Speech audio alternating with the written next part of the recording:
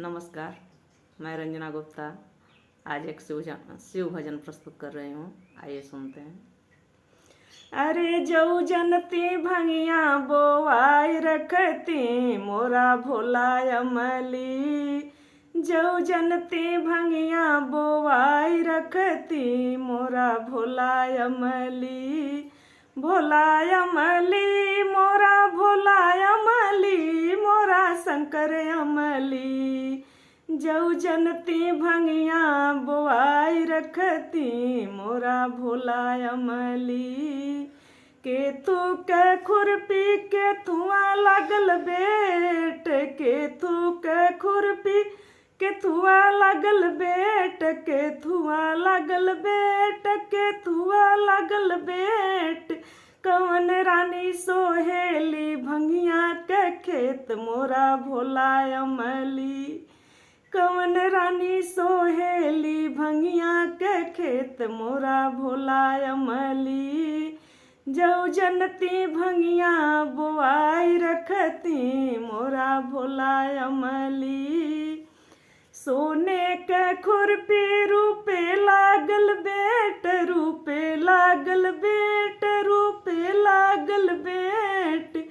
सोने के खुरपी रूपे लागल बेट। गौरा रानी सोहेली भंगिया के खेत मोरा भोला अमली। गौरा रानी सोहेली भंगिया के खेत मोरा भोला अमली। जऊ जनती भंगिया बोआई रखती मोरा भोला अमली। के थू कैसी के तू न करे लोढ़ा, के थू कैसी के तू न करे लोढ़ा, के तू न करे लोढ़ा, के तू न करे लोढ़ा। कवन रानी पीसेली भंगिया का गोला मोरा भोला अमली। कवन रानी पीसेली भंगिया का गोला मोरा भोला अमली। जऊ जनती भंगिया बोआई रखती मोरा भोला अमली।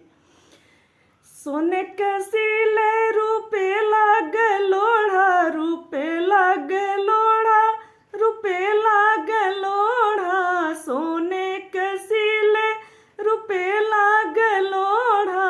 गौरा रानी पीसेली भंगिया का गोला मोरा भोला अमली। गौरा रानी पीसेली भंगिया का गोला मोरा भोला अमली। जऊ जनती भंगिया बोआई रखती मोरा भोला अमली। धन्यवाद।